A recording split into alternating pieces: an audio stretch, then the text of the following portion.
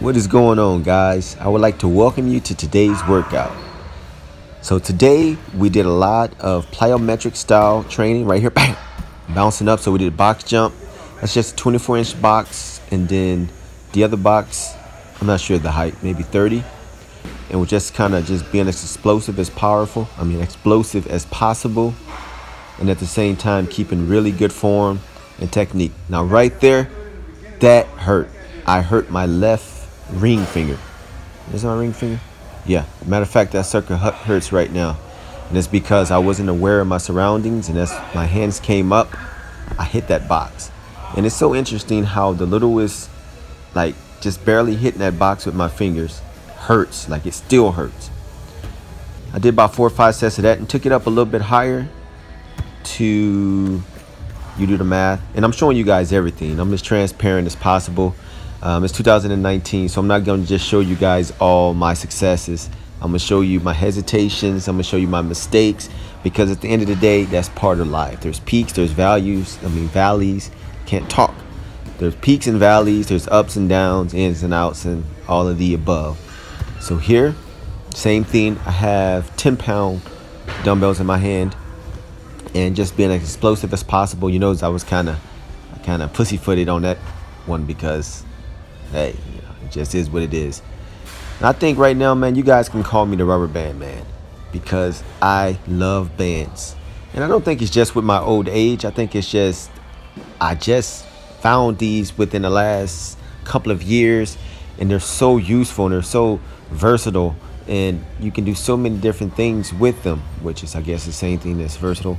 But I love it, and it's very low impact. Meaning, well, I'm not gonna toy with you guys' intelligence. Y'all know what low impact means.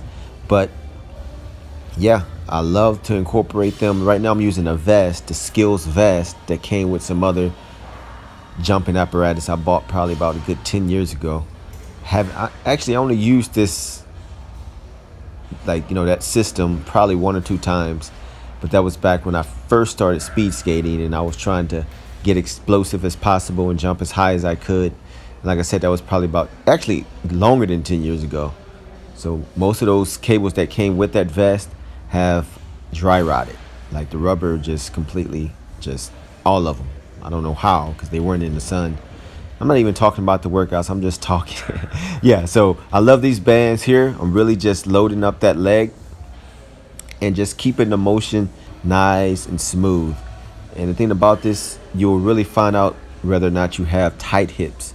So my hips are very tight, and because, sometimes I don't foam roll or stretch like I should, or dynamically stretch like I should.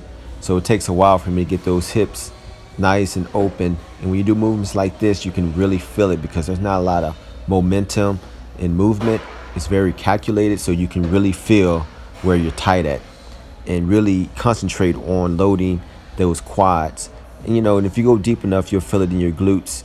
But mainly this is more of a outside quad exercise. That sweep, and that's definitely going to get you where you want to be.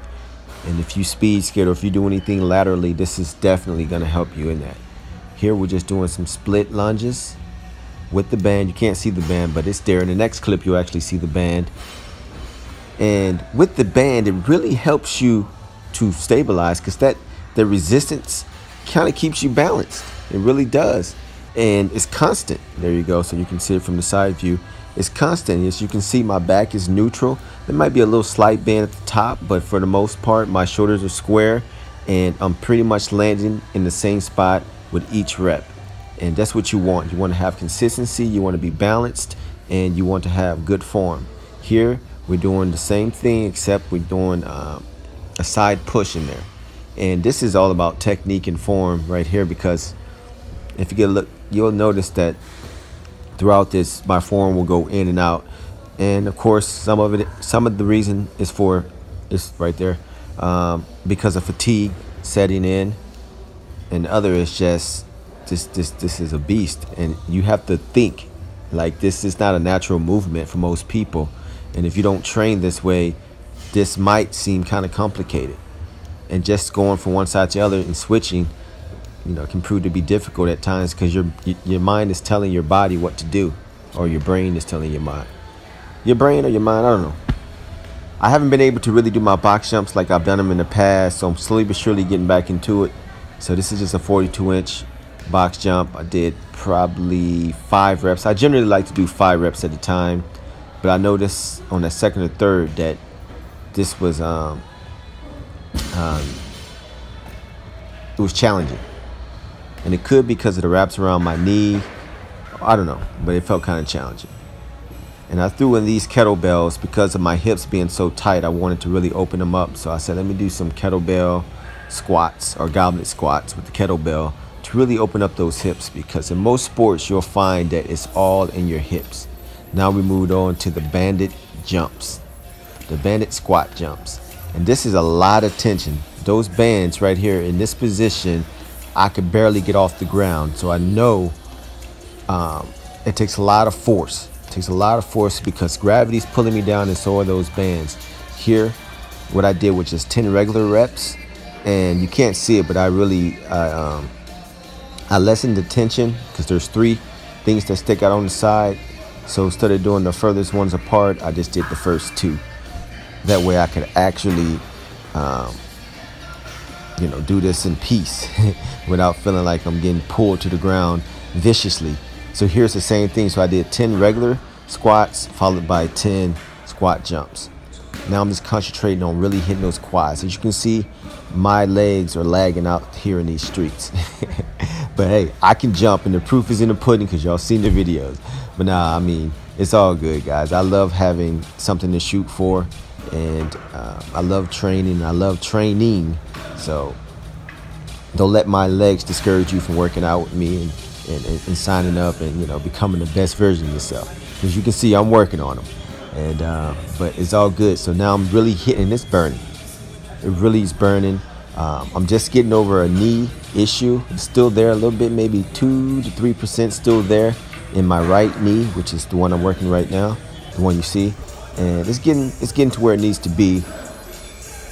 And that's why I'm doing a lot more banded exercises too, because I really need to make sure that I focus on those surrounding muscles to really get those muscles tight. And yeah, so this is almost the end of the workout.